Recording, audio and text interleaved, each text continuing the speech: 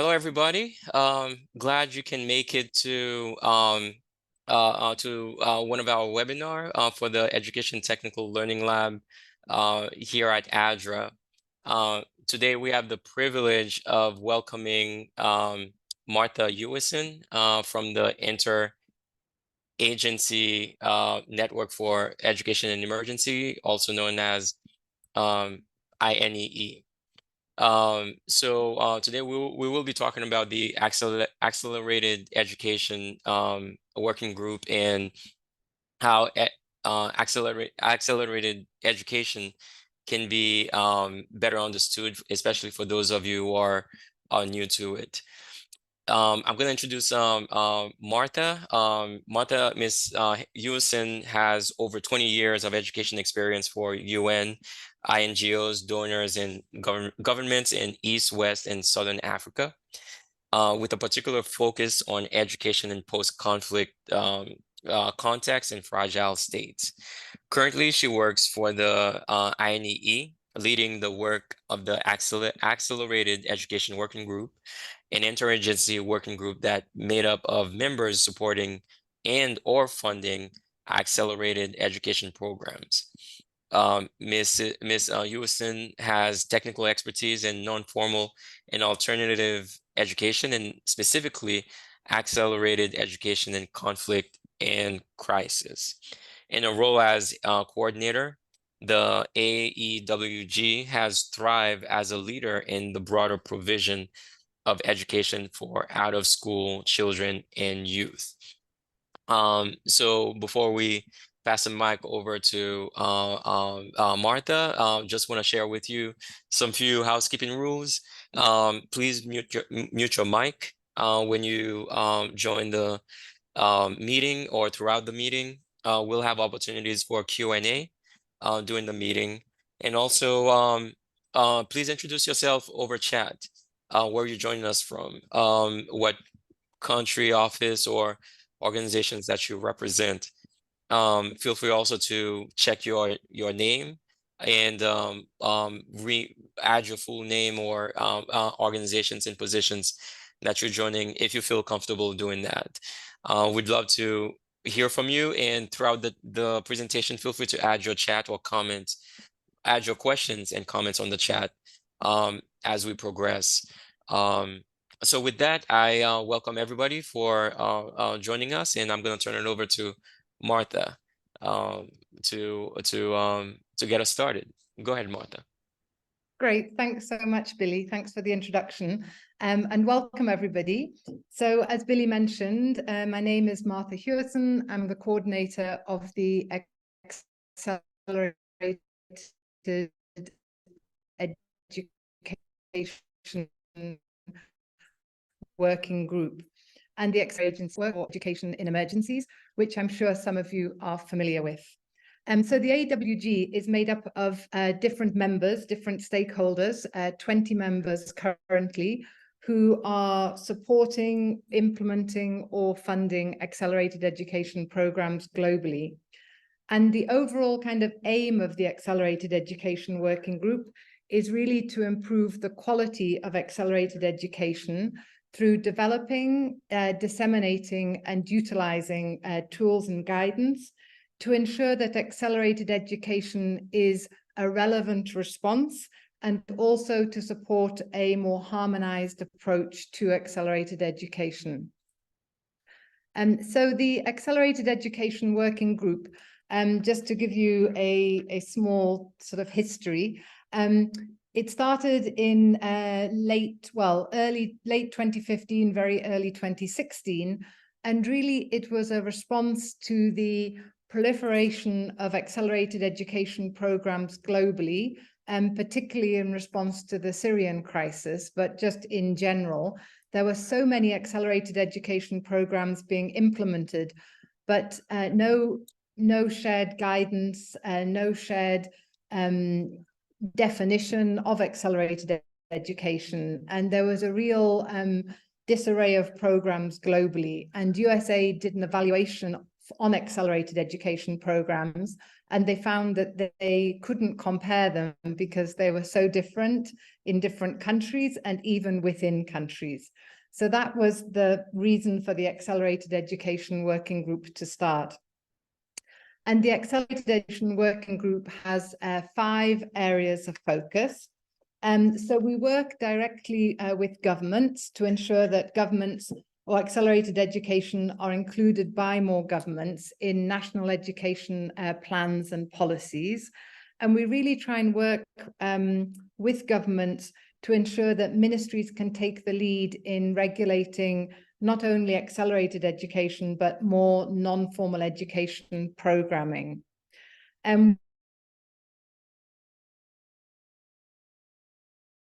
Research, we speak at different education conferences, and we really want to try and strengthen the evidence base to better inform program design and implementation.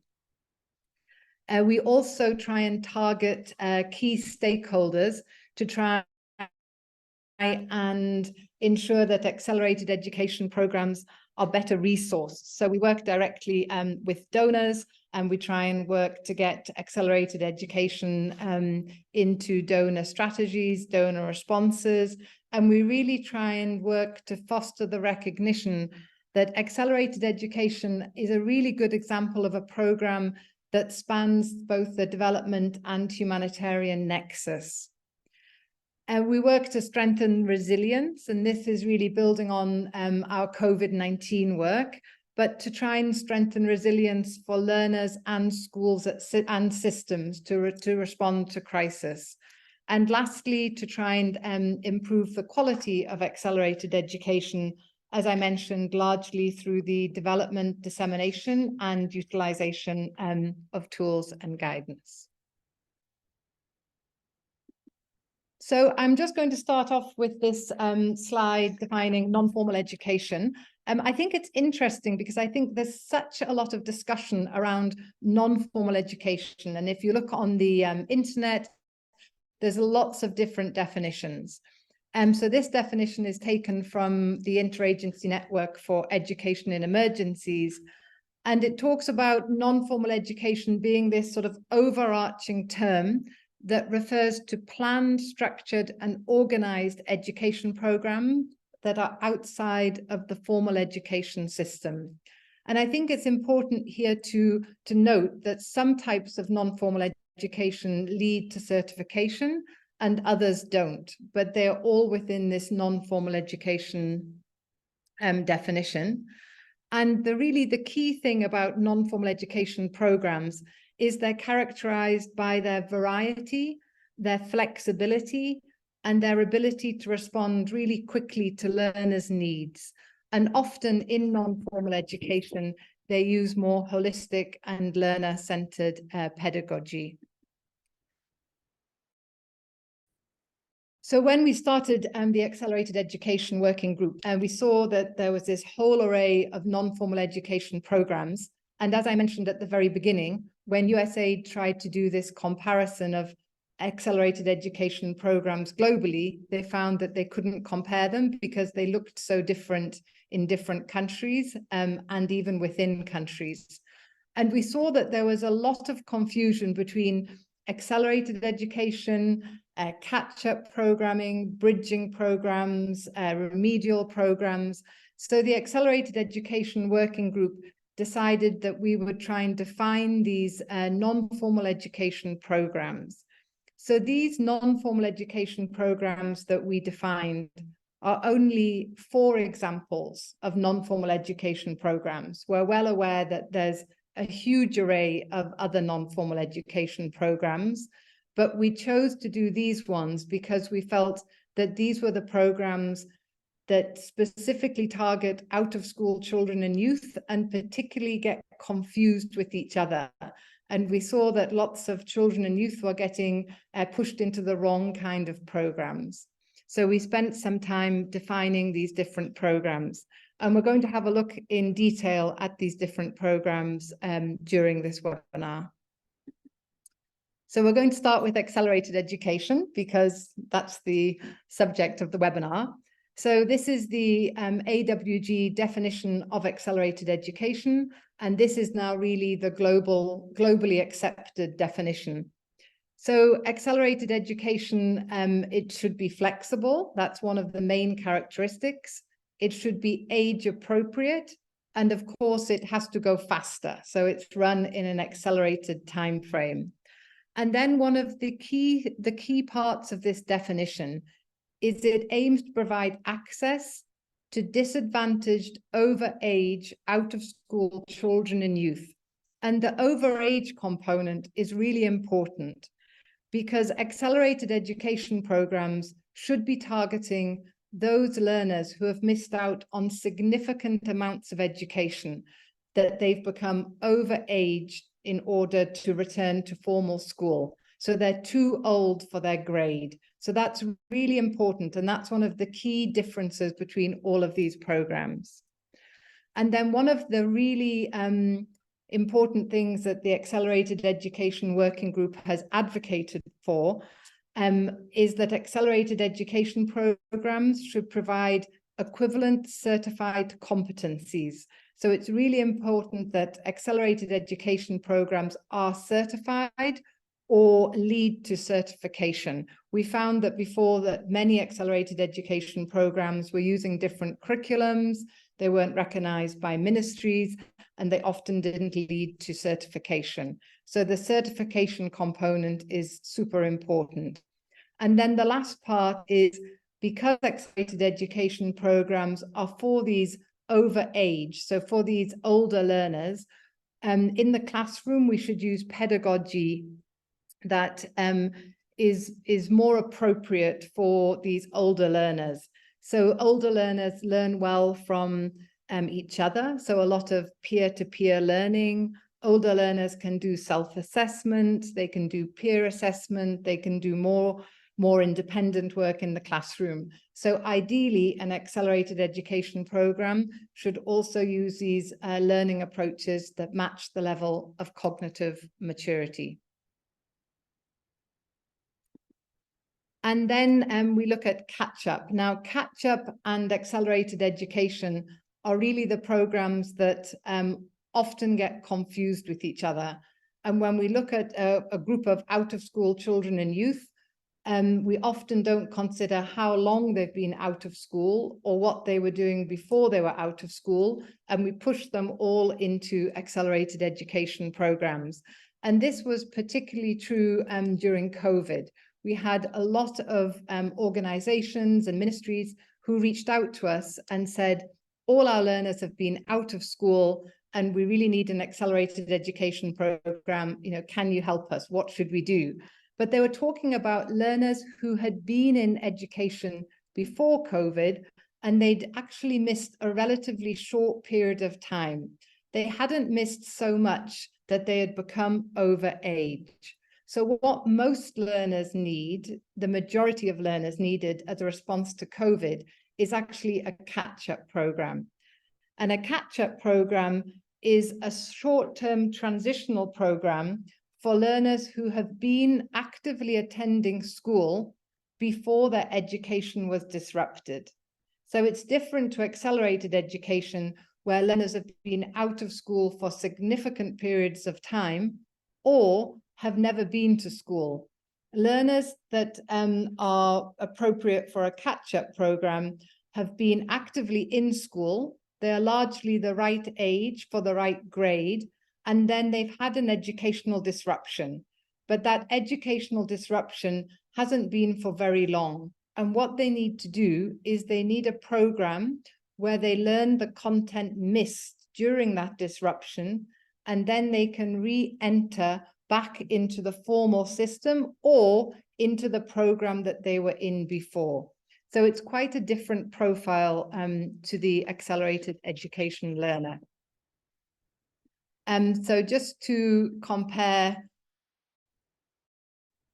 these programs, so accelerated education programs for overage out-of-school children and youth, whereas catch-up programs are for learners who were previously attending an education program. Accelerated education programs, we say generically out of school for 2 or more years, so that they're over age, and catch-up programs for learners who have been out of school for potentially 3 to around 12 months. Of course, these are generic global definitions which need to be contextualized, but just to give you an idea. Accelerated education, the aim of the program is to cover the primary school curriculum and then transition into the next education level. And then for catch-up programs, it's to recover lost learning and return to the same program that they were in. Remedial and bridging programs. So remedial programs are for those students who are in school. So students that are appropriate for a remedial program are in school. They're the right age, the right grade, largely, but they are struggling and they need some extra support. And this additional support should be concurrent with regular classes, or it can be after school. But these are not students that have missed out on education. These are students who are just struggling in the education system that they're in, and they need some short-term content or skill support in order for them to succeed. And the last one, bridging programs. Bridging programs is for learners who are transitioning to a different education system. And this is often used with refugees, when refugees are transitioning to a new education system and they are struggling and they need support with learning a new language, or potentially changing from their home country to the host country curriculum.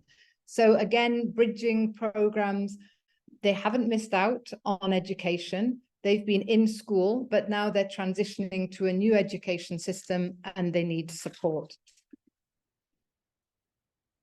So remedial programs for those currently attending an education program requiring additional support, bridging programs for those who were previously attending school but require some support in a new language or curriculum.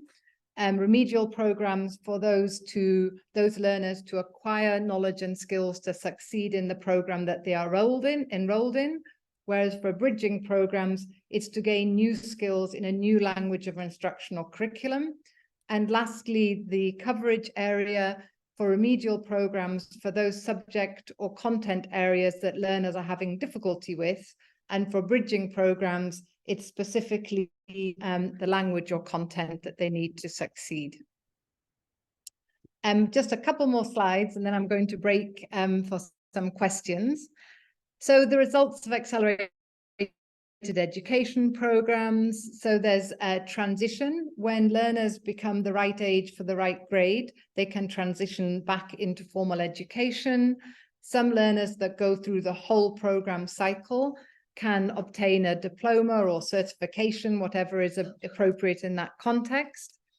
Some learners after accelerated education programs can pursue work, or they can pursue further education, including vocational training, secondary or different opportunities. And then I just wanted to point this out because I think this is a great resource. And I know that Jonathan will send this to you afterwards. It's just a one-pager, and it has all of these 4 programs, and it looks at the learners from these 4 programs and the differences, the different objectives, and the different coverage. And I think it's a great one-page resource to use for yourself, to remind yourself, or to hang up in your office, or to use with field teams or in trainings. So I think it's a really great resource. I'd encourage you all, and I know Jonathan will share it for you at the end. And then this is my last slide before we break for questions. So just bear with me. So we always get asked the question, so I thought I would give you the answer before someone asks us. But why does the Accelerated Education Working Group call them accelerated education programs rather than accelerated learning programs? And in many contexts, they call them accelerated learning programs. And if in your context that's what they're called, that's absolutely fine. We don't want to change necessarily, but our logic is that there's a difference between accelerated education and accelerated learning. And accelerated learning is a process of teaching and learning that really builds on research and education. It builds on neuroscience, how our brains work, and human development. And accelerated learning doesn't refer to learning more deeply, with more understanding. And we find that in most accelerated education programs globally, accelerated learning pedagogy is not used in the classroom. The way that learners go faster in most of the development and humanitarian settings that I've come across is because they condense the curriculum. And they condense the curriculum, they prioritize literacy and numeracy. We also often take out non-examinable subjects, and sometimes they extend the instructional time.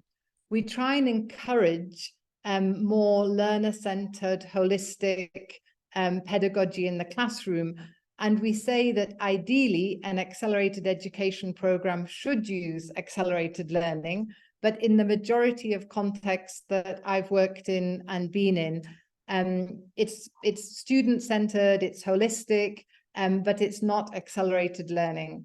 And so I think the reason that the Accelerated Education Working Group changed is we felt that accelerated education was a more accurate term than accelerated learning. And I think generally globally now, people are starting to use accelerated education programs rather than accelerated learning programs. So I'm just going to stop there and maybe just take a few questions if anyone has questions, and then we're going to go into an activity. So I'll just open up for any questions. And I'm not very good at monitoring the chat and sharing my screen, so I apologize if you put some questions in the chat. Maybe you can just come off mute and ask me directly.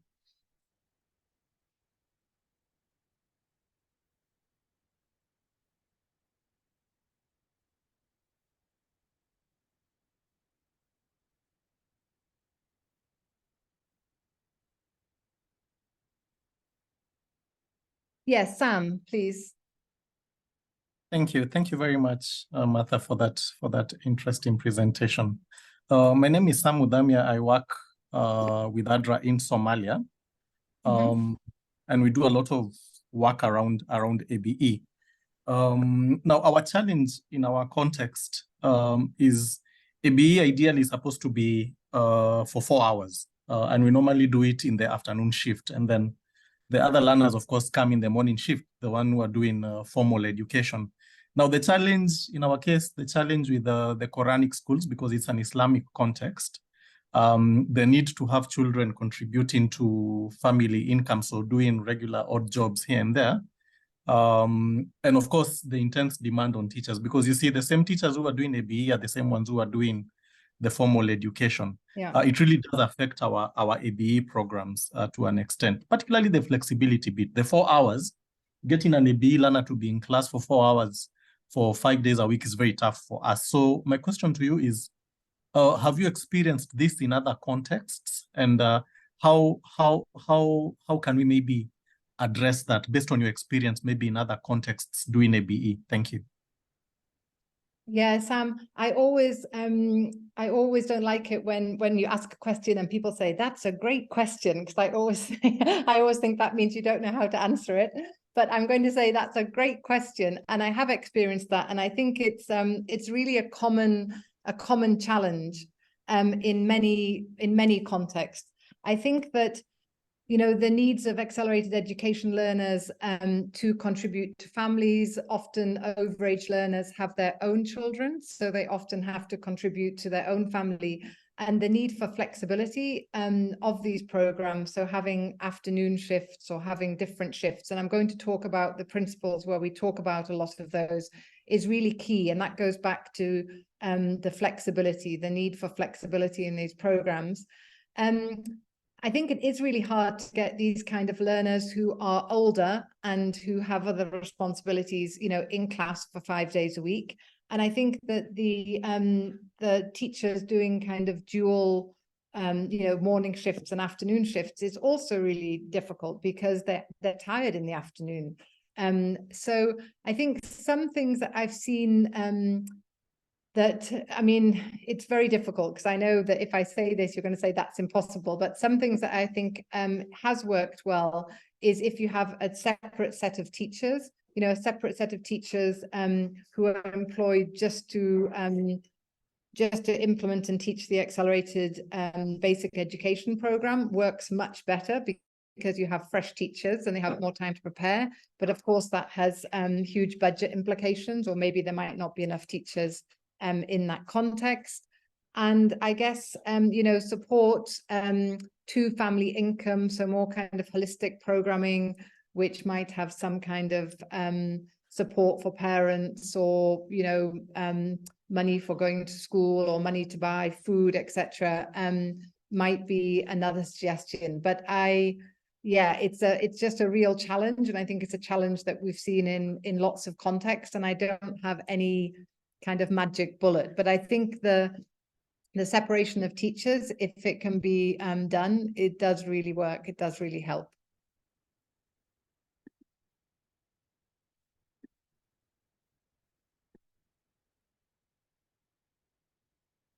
Okay, so I'm going to, thanks for that question, Sam. So I'm going to start and explain to you our activity. So we're going to do an activity now. I think we've been through the definition, so hopefully you have some kind of idea now about the different programs for different learners. And really important to remember that accelerated education is not for all out-of-school children and youth. So what we're going to do is we're going to have, I think we have enough, Jonathan. We're going to have 5 breakout rooms. And Jonathan's going to put you into those breakout rooms just randomly. And then he's also going to put a link in the chat. And if you click on that link, it has 5 different learner profiles. So I'd like you to find the learner profile that I'm going to tell you that will be specifically for your breakout room. And then I want each breakout room to read the learner profile and then use the Accelerated Education Working Group decision tree, which is also a link in the chat, and try and determine from the decision tree and from what I've just told you, which program you think is most appropriate for the learner profile that you have. And some of them are very simple, and some of them are a little bit more tricky. But I would like to ask you that if you get the answer super quickly, also please think about what other things might this learner need. You know, something like psychosocial support, or who else might we want to support in this context? Might be working with the community or working with parents. And what might be, there might be a prerequisite, there might be a program that these learners need to do before they go on to another program. So just to recap, we're going to go into 5 breakout rooms. Each breakout room will, I'll tell you the learner profile. I'd like you to read the learner profile and use the decision tree to determine which program you think is most appropriate for your learner. And we'll have around a little bit under 15 minutes to do this. Then when you come back, I need a volunteer from every room, and you will explain and justify the program that your group has selected. So you have to remember this, or maybe someone, Billy, you could just type in the chat for me. So room number 1, we'll be looking at the profile of Omar and Amira. So room number 1, Omar and Amira. Room number 2, we'll be looking at Rahima. Room number 3 at Charles. Room number 4 at Rose. And room number 5 at Angelo. So room number 1, Omar, Amira. Room number 2, Rahima. Room number 3, Charles. Number 4, Rose. And number 5, Angelo. So Jonathan, if you can magically put people in the rooms, and if we can, I think we can give it like 12 minutes and then we'll shut up the rooms and ask people to come back. And please pick someone who will present.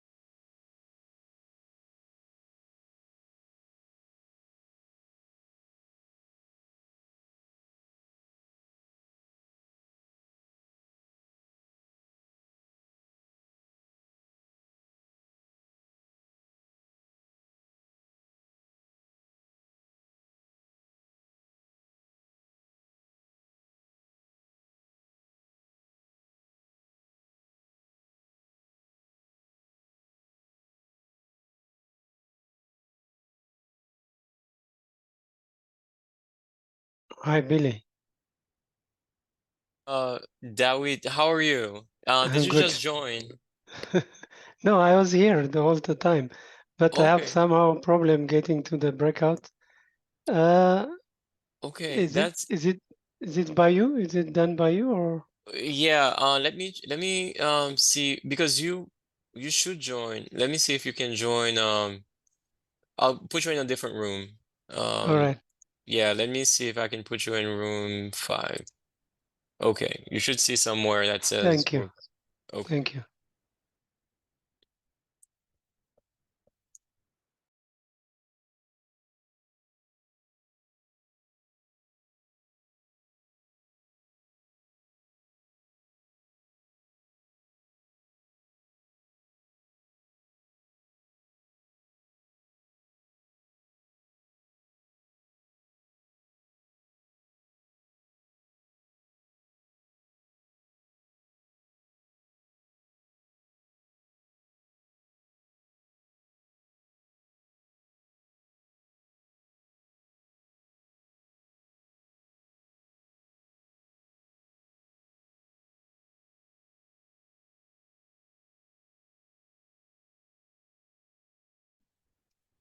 Gry, er du der?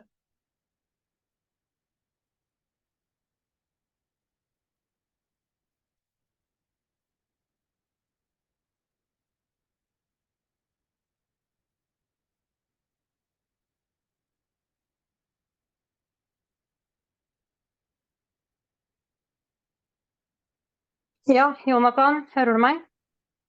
Ja. Jeg droppet ut av møtet, og så vet jeg ikke hvordan jeg skal komme inn på det igjen. Havna du i en sånn breakout room? Altså, hører alle andre oss nå? Nei. Er du sikker? Det er bare vi to som er her. Nei, det er det ikke. Ser du flere? Jeg har sendt en melding til han fra Adra International som leder møtet. Og sagt at jeg ikke kan være med på aktivitet, for jeg holder på å lage middag. Okay, jeg er nødt til å ordne litt her hjemme. Jeg bare lytter. Jeg droppet ut, og så klikket jeg på linken igjen, og så fant jeg bare deg. Det var veldig rart. Det står Gry og Jonathan. Det er sikkert fordi vi er utenfor begge to. Ja, kanskje vi er i hovedmøtet. Men jeg vet ikke. Men jeg chatta i hvert fall og forklarte situasjonen til han som leder, og skrev at jeg ikke kunne delta. Jeg bare lytter. Jeg lytter og lytter og lytter. Jeg skal prøve å finne han selv. Gjør det. Ok, ha det. Ha det.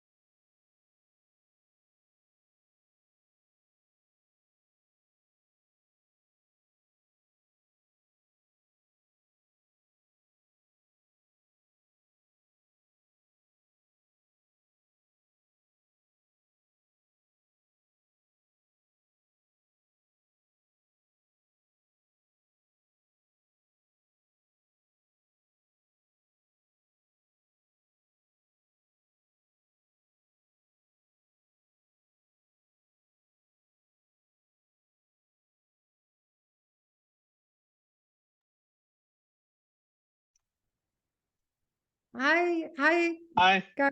I'm Hi. I'm trapped in cyberspace here. Yeah, but have you got the learner profile? You've got the decision tree? The No? Giddy is not going to be participating. She's just observing. So this isn't actually a breakout room. Ah, okay. But So maybe it is one of the 5. Is it one of the 5? but Jonathan, do you have the link so you can give them to Billy to put into the breakout rooms? I put it in the chat just before I dropped out. So the 2 links are in the main chat. I think So people access the main chat if they're in the breakout rooms. That's the problem. right. Okay. So I've How got can we get them. hold? How can we get hold of Billy? Because I've been into breakout room 4 and breakout room 5 and given them the links, so they're doing fine. But I Okay. don't know how. How do we find Billy? Can you WhatsApp Yeah. him? I tried Skype. I can try WhatsApp. Let me see. Is he? Maybe he's in a I don't know breakout where room he is. himself. Maybe he's gone into a breakout room, but then he would know that he would know that he couldn't. He wouldn't know what to do. So surely he would know that he needs to. Yeah, I don't know. I'm calling him now, see if he. Yeah. It's all gone Hi, wrong. Billy. Billy. I dropped out of the meeting and now I'm not a co-host, so I'm stuck in a breakout room.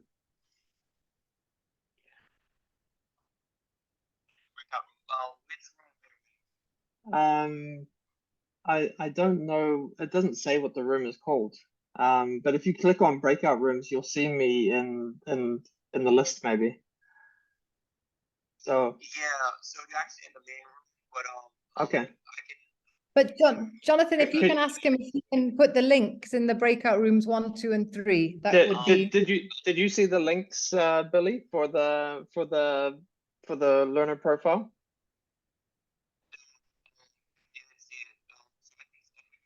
Yeah. So can Billy put the links? Can Billy put the links from the main chat into breakout rooms 1, 2, and 3? If you look in the main chat, the links are there. I managed to paste them there just before I left. Yeah.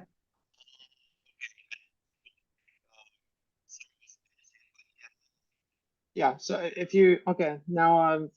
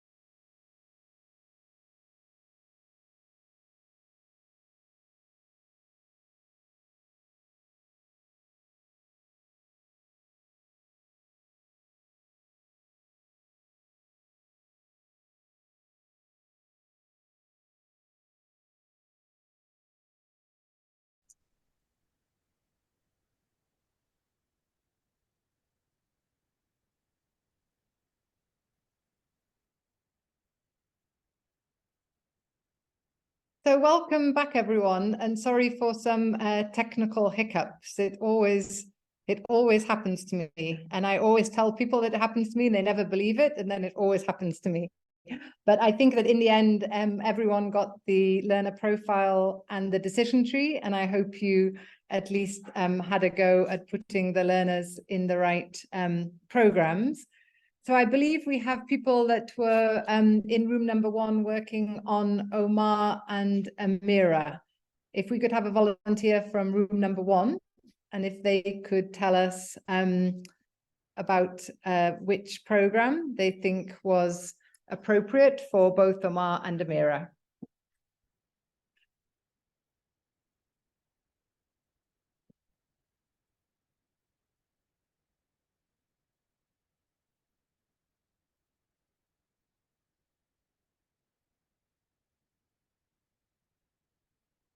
Do we have a group that worked on this profile?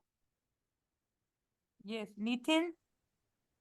Yes. We have worked it out. We had Anna, we had Alison, and there was another person with us. We discussed about this. Do I need to read through this one? You don't, because I put it on the screen. I hope you can all see the Okay. screen. So I thought, just to save time, people can just read it quickly. If you can just summarize your kind of main points. Good. So this is just about these two people, Omar and Amira, who have been in a conflict situation in Syria, now moving as refugees into Jordan, and there they have to live sometimes with their cousin. One has lived with the cousin, the other one has joined school uh, through some other programs. But in analyzing their situation, it seems they have been moving from a war zone situation to a normal situation area, but they are considered as refugees. So one of the things that we saw that is affecting them is the situation, what they have come out from has been horrendous because there has been bombing. So we thought there should be some psychosocial support, particularly to address the trauma and the level of stress that they have been put through. And this would need them also to have a kind of program that will help them in their pace to catch up, or to also get through the normal system that is being presented in Jordan for them. So they would need a catch-up program, particularly for these two people. We also looked at some administrative support that they would need in terms of advocacy, integration, programming that they would need, because we don't know the kind of curriculum that they have come out from and are headed towards. So that is something that we envisage that would be needed. Maybe a slight point on this aspect, we thought there could also be a multi-purpose cash programming, assuming that they would need materials, transportation towards wherever they're going to study. And so if there could be a cash program that would help them substitute or to also get materials and transportation to the school. So an assessment may be needed to validate that. We also thought, because of the situation that they are in terms of the stressful environment, if you notice, they are children, they would always like to connect back with their families. And so if there are some linkages that are put up, particularly for communication, be it phone, emails, or whatever, it will help them also reconnect with their families, which will give them a kind of a less stressed mindset to be able to now also focus on their studies, knowing that maybe their families are okay or on the way to where they are also refugees and things like that. The other aspect was we were looking at the host community and the refugees. We don't know at what level of education Omar and Amira has gone through. So maybe as an entrance, there could be an exam, an entrance exam, to gauge the level of understanding or the level of capacity that they have in whichever grade they were in. So that maybe it can be kind of also considered with the host community that they are at par with that educational system. So yeah, I think these were the key issues that we had discussed and shared. I don't know if Anna or Alison would like to also share any further light that I missed. Yeah, maybe just to remark that in the case of Omar, that he didn't have the transcript from the school. The convalidation in the host country will help him, so he doesn't need to get the paper, because we don't know if that be part of the bomb or he doesn't have that document. So could be a legal document or part of the advocacy as part of the organization. I share what happened in Rwanda. We used to have a test so the student could be at grade or have the transcript from the host country, and that helped to move forward. Thank you. Well, thank you so much. I think you really talked a lot, Nitin, in your summary about all of the different needs that these two learner profiles have, and definitely I agree with you about the the psychosocial and the admin support and the multi-purpose cash programs, and definitely they will need an assessment. But I think that the key thing is you said that they would need a catch-up program for both. And if you look at the beginning of this profile, it says, my name is Omar. I was close to completing grade 5 when my school back in Syria was bombed. And then it says that he was out of school for 3 months. Then it took them 3 weeks to get to Jordan. And then he's been in Jordan for 3 months. So he's been out of school for approximately 7 months. And he was already in grade 5. So if you think back to the definitions, this is a student who was the right age, the right grade. They've missed 7 months. So definitely Omar, a catch-up program is definitely correct for Omar. So you are right there. But for Amira, if you read at the bottom, it says, my cousin Amira managed to join school. She is happy to be back, but says it is difficult to cope with the pace. So she's actually in school. So if you remember back to the definitions, accelerated education and catch-up are for learners who are out of school. But Amira is in school and she's happy, but she says it's hard to catch up. So for her, she would need a remedial program. She doesn't need to catch up because she's gone back to school. She hasn't been out of school for a very long time, so she doesn't need accelerated education. So she's in school and she's struggling. So for her, a remedial program would be the most appropriate program.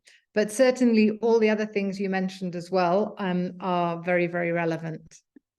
I think we didn't have anyone in number 2, but if I'm correct, we have a group that looked at Charles. Can someone volunteer to just summarize Charles and which program they think would be most appropriate? All right. So yes, we looked at Charles, who is a refugee. So he was in Burundi, and then they fled to Uganda. Back in Burundi, he was doing very well in his studies. He was actually 3rd in his class, but he's really struggling in Uganda because of the language. In Burundi, they are taught in French. In Uganda, they are taught in English. So he's having that challenge. So in terms of barriers that's affecting Charles, we've looked at language as a main barrier. So it's possible also because of the language, the curriculum, the content of the curriculum is also a major barrier for him. And as a result, he's likely to be behind the expected level of competence for his age and his grade. Something else that came out is the teachers are calling him lazy. So even though he's a very good student back from where he came from in Burundi, in Uganda the teachers are calling him lazy. And you see the impact of this on Charles is that he becomes scared. He's afraid to actually come to school. His learning is affected as a result. And so he doesn't want to really participate in schooling. And the challenges with that is he's likely to drop out. Remember, he's in a refugee context. So just having him in school and retaining him in school and making sure he's learning and transitioning is a challenge for him.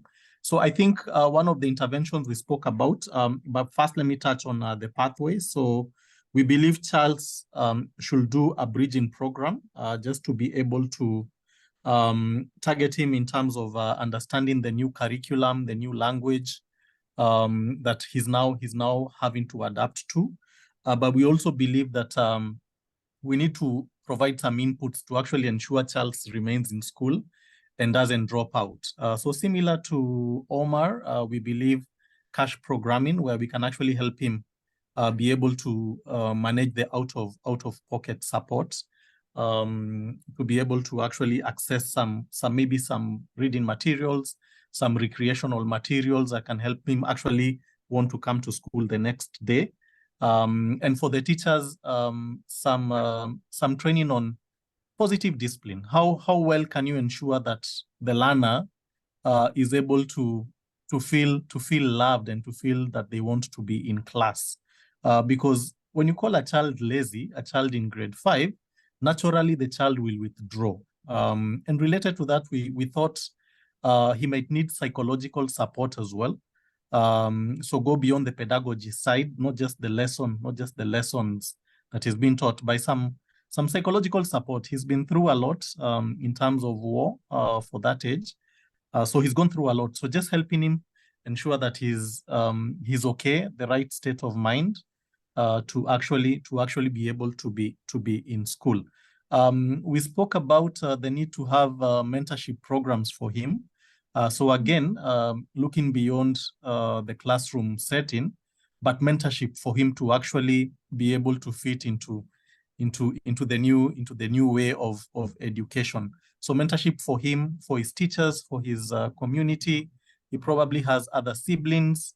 And then there was the issue of how well do we ensure that, because the parents are talking about him now just leaving school.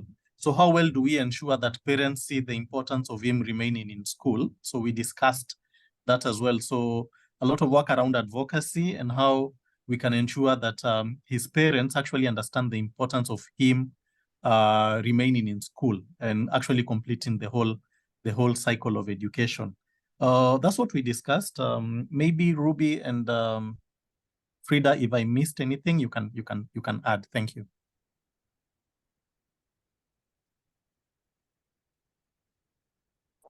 No, it's okay. It's well said. Thank you. Yeah, Great. very good. Thank you. Yeah, no, thank you so much, Sam. That's great. I think you caught all the main points. I mean, for Charles, this is a very simple profile. He's changing the language of instruction and he's changing curriculum. So he really needs a bridging course. And remember here, because we're really looking at the sort of nuances, you know, and I think one thing that you pointed out is the teacher training, they, you know, maybe need some positive discipline. But one of the things that I think is really key in this profile is that the teacher has failed to recognize that this is a language issue. Like you said, he says he's lazy, but that means the teacher is really failing to recognize that Charles is struggling with language and that actually he's very bright. So I think also some kind of teacher training, training for more awareness in teachers to really look at, you know, what are students struggling with and not just push them all into one program. So I'm aware of the time, so just to move on. So we have, which group looked at Rose? And if you can tell me again, which program would be most appropriate and why for Rose? Hi, so Suzanne and I had Rose, and Rose lives in Sierra Leone, and because of cultural norms that prioritized boys' education over girls, she wasn't able to begin school at the normal age of 6. So she was able to start 2 years later at the age of 8 and attended until she was 11 and completed grade 3. Unfortunately, she had to drop out of school because she became pregnant and had to care for her young child and also 3 of her younger brothers in the household as well.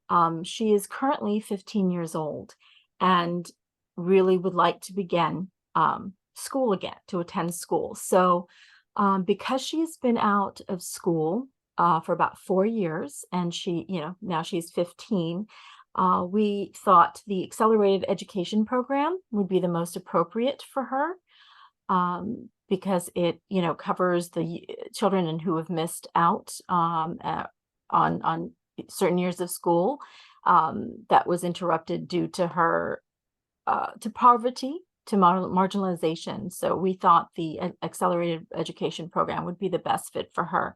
Suzanne, if you have anything to add, please do so. Yes, hello. And I think also she needs a psychosocial support, and also like empowerment group women discussion, because she get early married. So also awareness session about early marriage, and also about how to deal with her babies. And also she need to engage in the protection program for domestic violence or sexual violence, etc. And also for cash assistance, I need I think she also to be deal with the expenses of her babies and her food, and yeah, that's all. No, thank you both. That's again, definitely for Rose's profile, you're right. Accelerated education. I think that accelerated education, and we go back to that non-formal definition, this characteristics of flexibility. She definitely needs flexibility because she still has her daughter to look after, and she still has these siblings. And also potentially she needs a program that's flexible so she can continue to do her chores in the home and engage in this petty trading, this business. So I think this flexibility here is really important. And also remember that Rose, I think she did up to grade 3. She completed grade 3. So if she went into an accelerated education program, she doesn't necessarily need to repeat grades 1 and 2. If they have an assessment, she can always go into the sort of second level or second cycle and begin grade 3, because she has already covered grades 1 and 2. And that's one of the other important things with accelerated education, is its multiple entry and multiple exit. So we'll look at our last profile, and the last profile is Angelo. So if the group that looked at this profile could explain which program they thought would be most useful for Angelo. Okay, thank you. We are from group 5. So I have Anin and David together with me. So if you look at Angelo, he finished grade 2 in South Sudan. And after that, the war broke out and then the school was closed. But this time he's already 24 years old, and he even already, he has a family.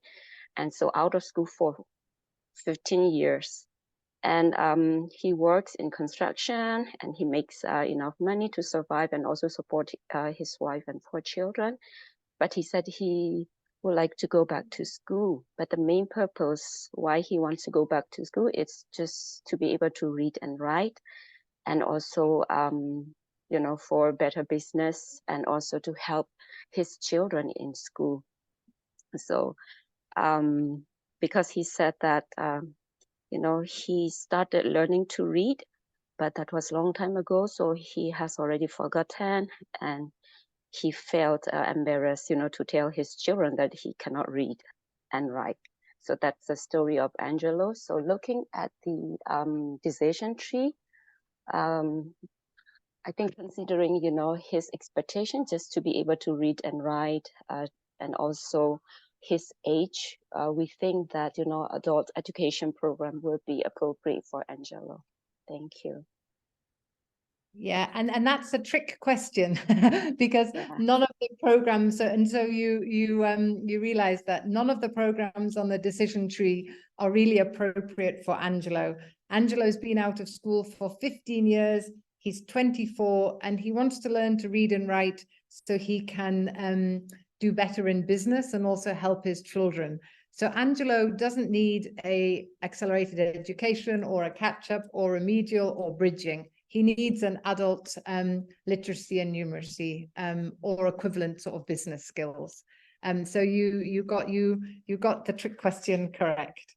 So just to wrap up here and recap. So accelerated education programs target over age out of school learners. And remember, this over age is really important. Those learners that have been in school in the right age, the right grade, and have missed out on a small amount of education catch-up programs, but those who have been out of school for significant periods of time, so they've become over age or never entered school, an accelerated education program.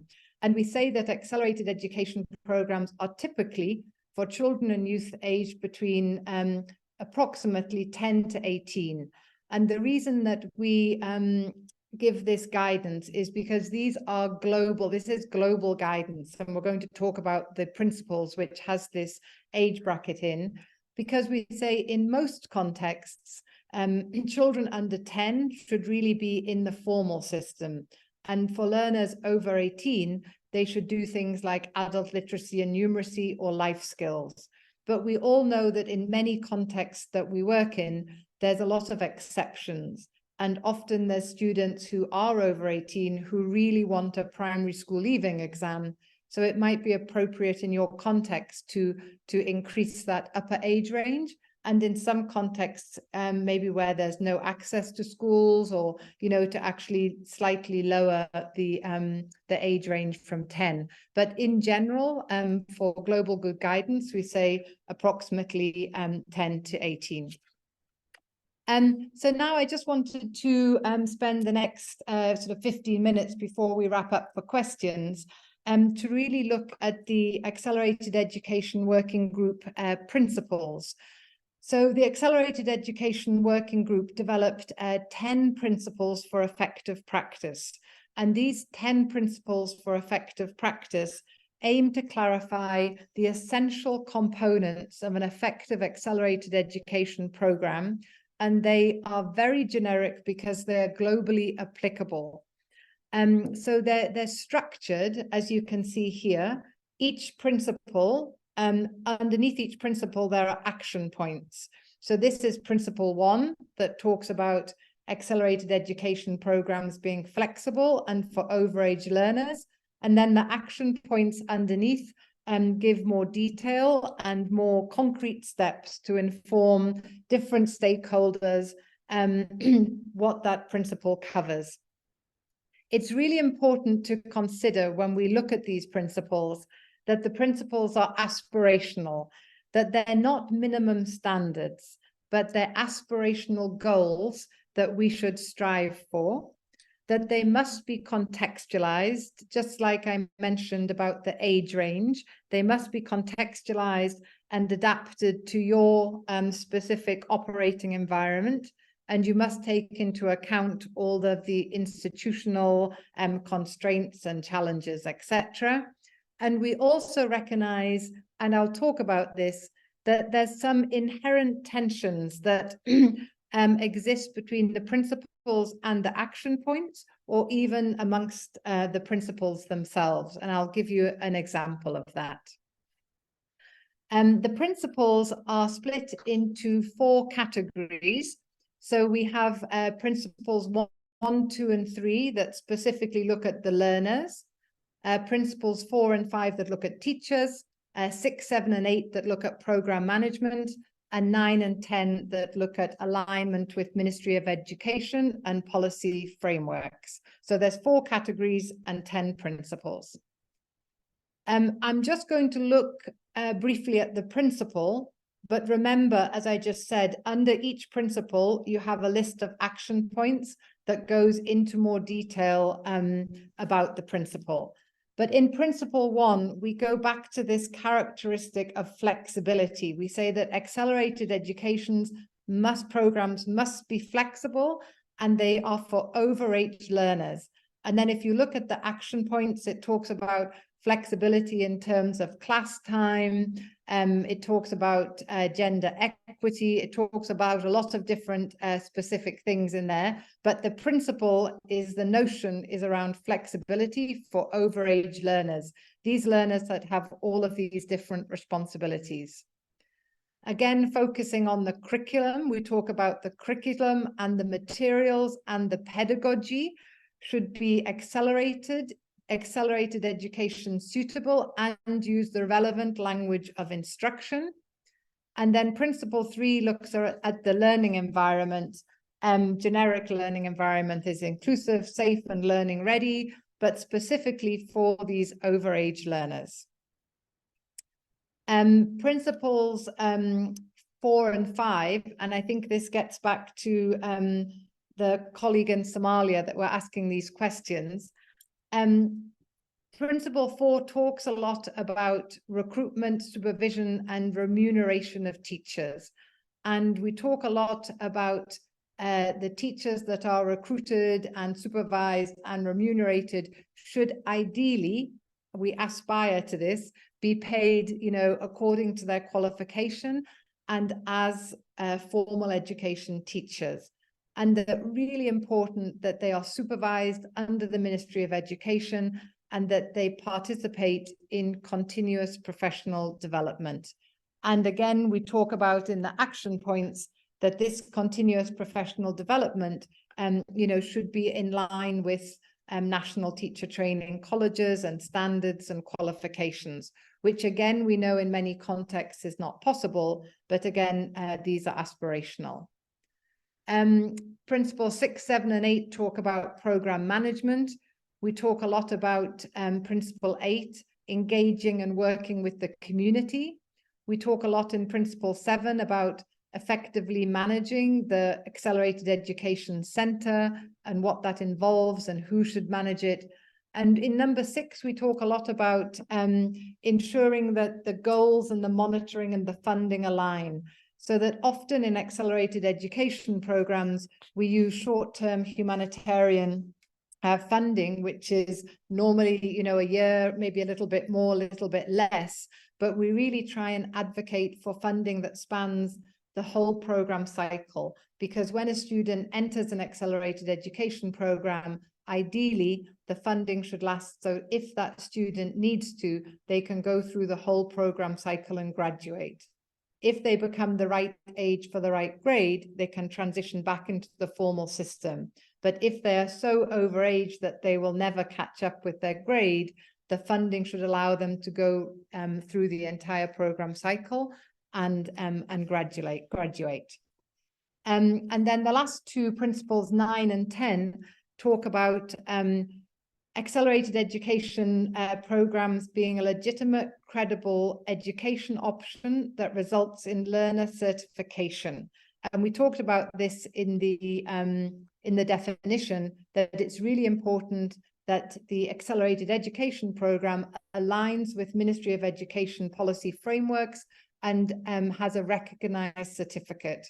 And we talk in principle 10 about it being aligned with the national education system. And one example of the tension that I talked about earlier was in principle 1. If you remember, principle 1 talks a lot about flexibility with class time and class hours, being flexible for the learner's needs. But principles 9 and 10 talk about aligning with the Ministry of Education policy frameworks that might not be so flexible. So that's an example of one of the tensions, and we recognize those tensions. So we have a lot of different tools and guidance. We have the definitions and the decision tree that you have used in the exercise. We have this guide to the principles, and this guide to the principles is like 72 pages, and it goes into a lot of detail and gives examples from different programs globally about the principles and how people have used them, how organizations have used them. So you can look at that, and I'll tell you where you can find all our tools and guidance. We have a principle checklist, which I'm going to talk about. We have a monitoring and evaluation toolkit, which is great and it has a log frame. It has a theory of change that's adaptable, it's editable. So you can go in and you can edit it. It gives you suggested indicators. So that's a really good one to look at. And we have a whole host of other materials. So I would really encourage you to go into the Accelerated Education Working Group page and have a look at those. And something that I would like to highlight, and it would be great if you could all do this for accelerated education programs that you are working on. So we have an accelerated education principle checklist. So this is a checklist of all the principles that I've just shared with you, with the action points underneath. And this is a self-assessment checklist. So what we say is this is to see how your accelerated education program aligns with global good practice, because the principles are all evidence-based good practice. And it can be used at all stages of the program cycle. So it can be used in program design, which is super helpful. So when you're designing an accelerated education program, you can literally just go through and kind of check off that you've aligned your program with the 10 principles. It can be used as a monitoring tool in implementation. It can be used as an evaluation tool and when you're evaluating your programs, or if you're trying to identify gaps in your program. And you simply read the principle, read the action point, and then tick in the appropriate column that you're meeting it, or you're working towards it, or you're not working towards it, or it's not relevant in your context. And we've used this tool in lots of different countries and lots of different contexts, and it's super simple. And at the end, you can really see that, you know, you're doing really well with flexibility and community engagement, but with teachers, you really need to work on that area.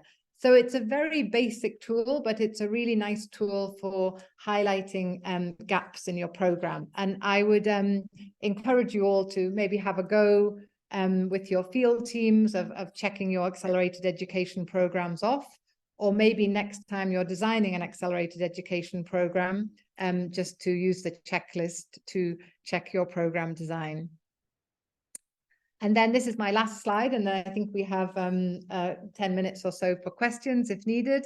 So this is where to find the resources.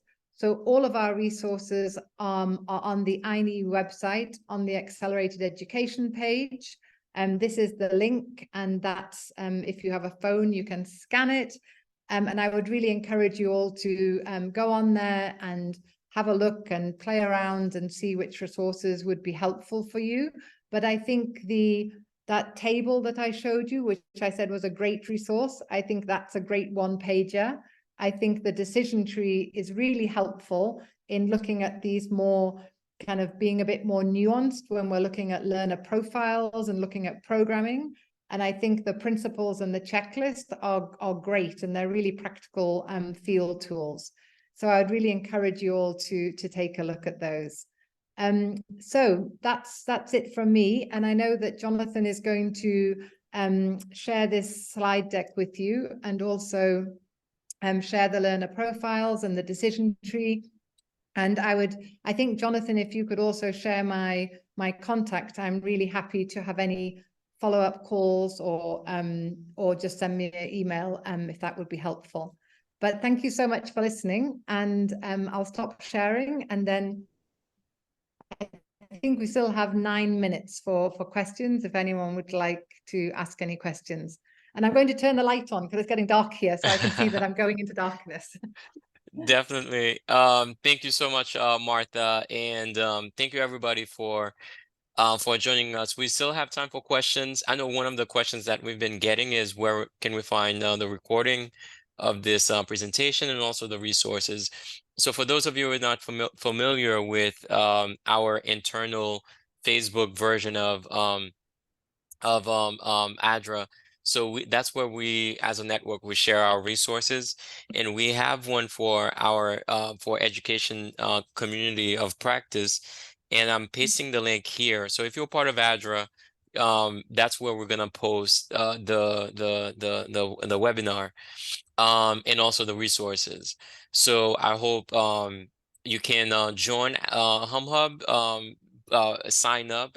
So I share the link. And you'll have access to not only this webinar, but also past webinars that we've been having as part of the Education Technical Learning Lab. And this one will be the next one. So I hope that helps. I think we Great. have The time. generator, yeah, we had no power, but the generator just came on, so that's why I suddenly came into the. So there you go. Okay, yeah, no, So- we just assumed that it was the time difference. So yeah. Okay, any questions for Martha? Something that you wanted more clarification on, and or a general comment that you want to share?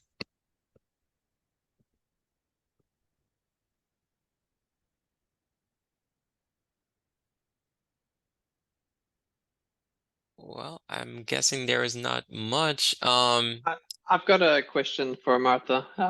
You may have covered it during the session. I might have missed it, but I know that the material speaks to a specific reason why you should not accelerate for younger students because they can't cognitively keep up with the accelerated education that's being provided, and that's it seems like it's a researched reason why you should not provide accelerated education for younger children. Could you say anything more about that research and just so that we keep this in mind when we are planning our interventions, that there's a researched and documented reason why we should not be accelerating education for young people below 10. Yeah, I can say a little bit about that. I can't point to any specific research, but I know it's there. But that's one of the reasons why we have the 10 to 18 bracket, because we say that generally the formal system is the best thing for, you know, for everyone if they can access it.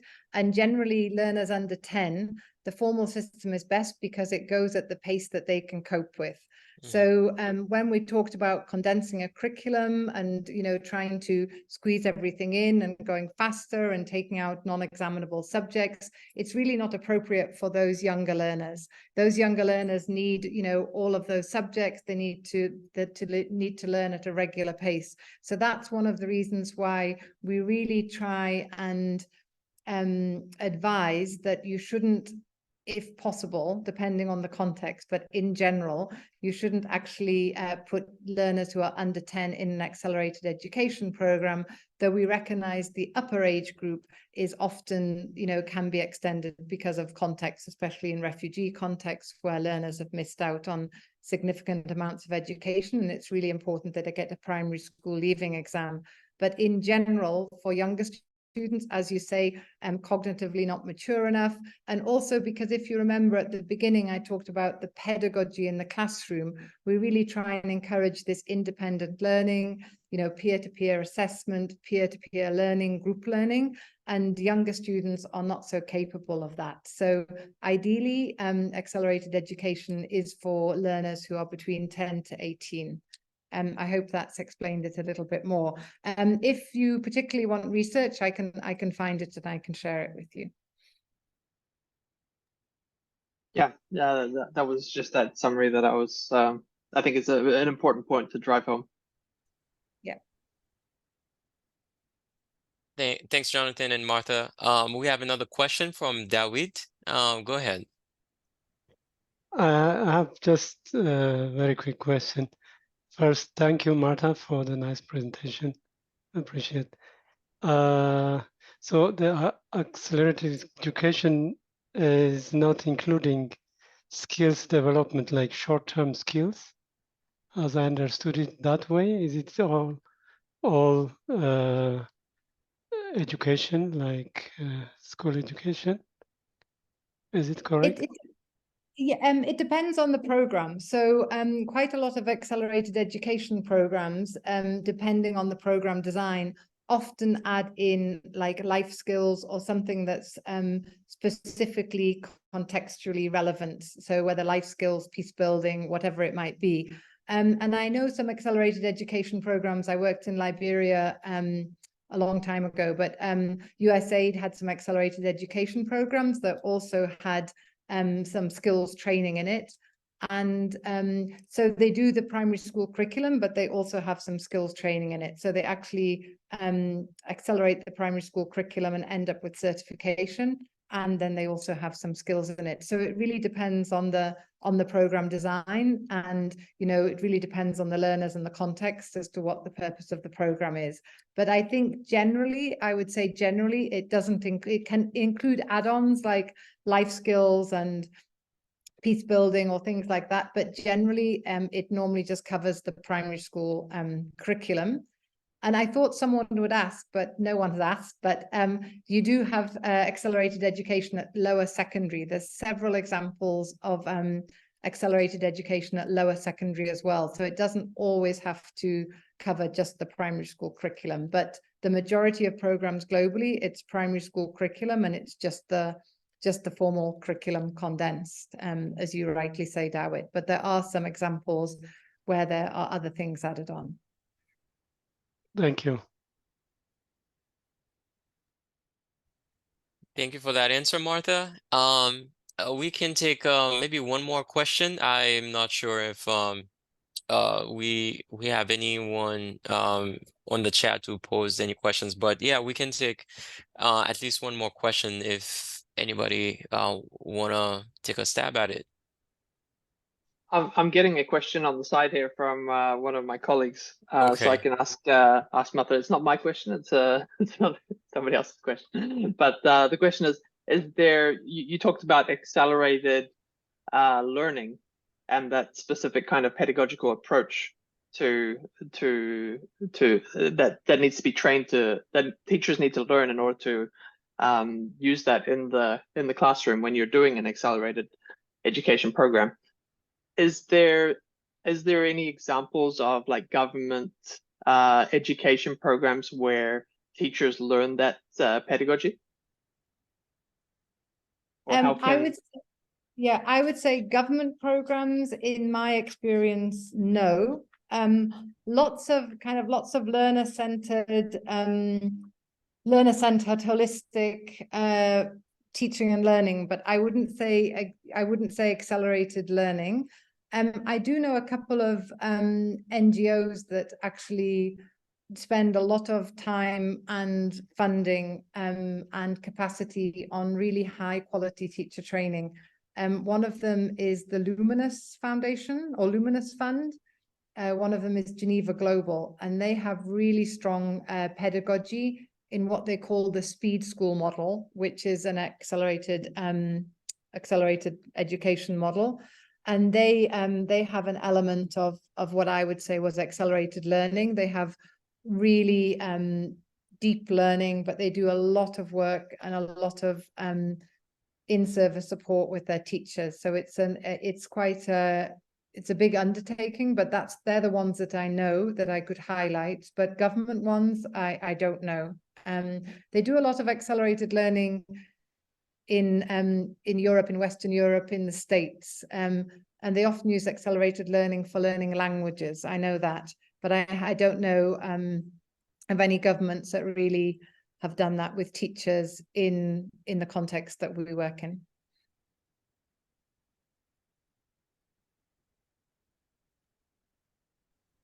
Great. Jonathan, all set? Was the question answered? Yeah, that was perfect. So interesting to hear about some of the foundations and organizations that are leading the space on that. So in case there's resources available and collaborations that are possible in that regard, because I think you mentioned that it's an important approach, and that not many people are doing it. So if you want to be a bit more cutting edge in your programming, it would be good to incorporate that as it's seen as a best practice. Yeah, absolutely. Yeah.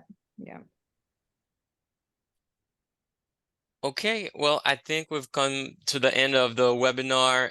We really want to appreciate all of you for coming, and especially Martha. Thank you so much for leading us into better understanding how accelerated education can play a big role in our line of work.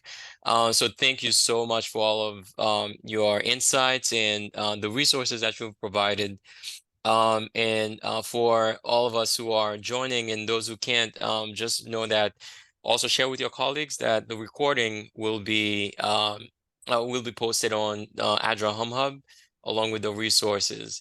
And Martha is gracious enough to share her email on the chat. So if you have any more questions, feel free to contact her. And I'm sure that she'll be more than happy to answer any pending questions that we didn't get to.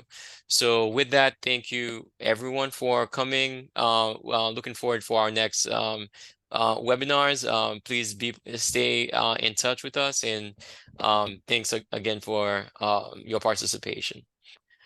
All right. Thank you. Okay, bye. Thank you. Bye, everyone. Bye. Take care.